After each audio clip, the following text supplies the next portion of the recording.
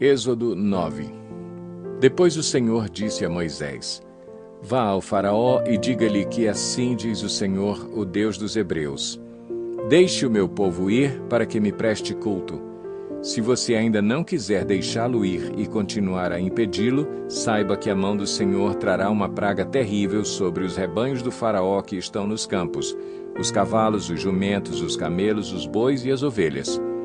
Mas o Senhor fará distinção entre os rebanhos de Israel e os do Egito. Nenhum animal dos israelitas morrerá. O Senhor estabeleceu um prazo. Amanhã o Senhor fará o que prometeu nesta terra. No dia seguinte o Senhor o fez. Todos os rebanhos dos egípcios morreram, mas nenhum rebanho dos israelitas morreu.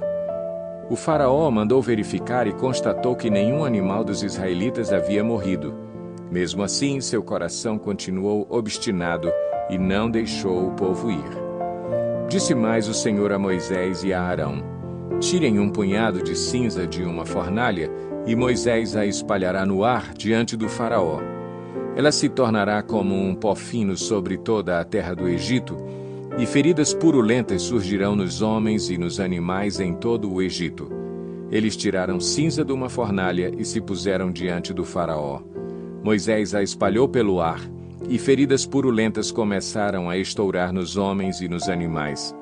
Nem os magos podiam manter-se diante de Moisés porque ficaram cobertos de feridas, como os demais egípcios. Mas o Senhor endureceu o coração do Faraó, e ele se recusou a atender Moisés e Arão, conforme o Senhor tinha dito a Moisés. Disse o Senhor a Moisés: Levante-se logo cedo, apresente-se ao Faraó e diga-lhe que assim diz o Senhor, o Deus dos Hebreus: Deixe o meu povo ir para que me preste culto.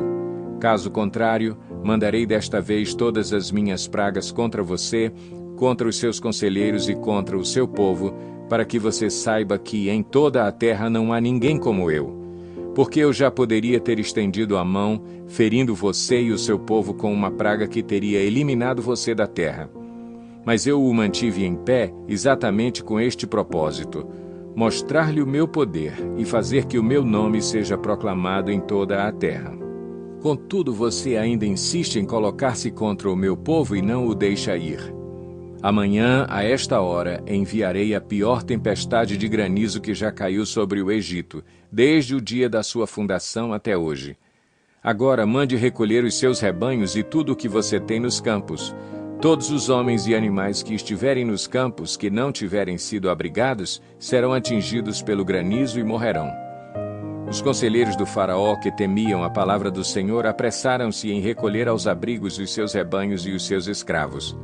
Mas os que não se importaram com a palavra do Senhor deixaram seus escravos e os seus rebanhos no campo.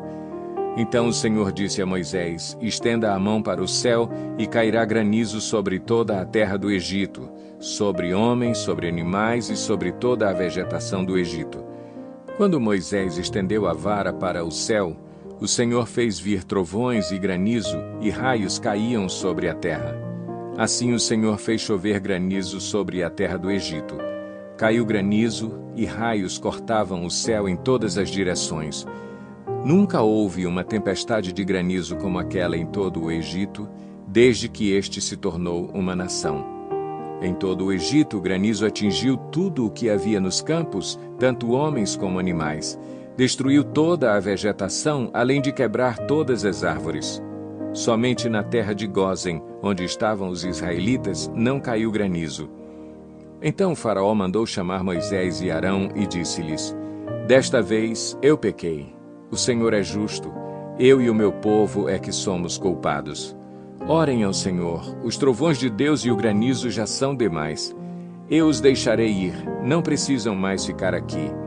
Moisés respondeu: Assim que eu tiver saído da cidade, erguerei as mãos em oração ao Senhor.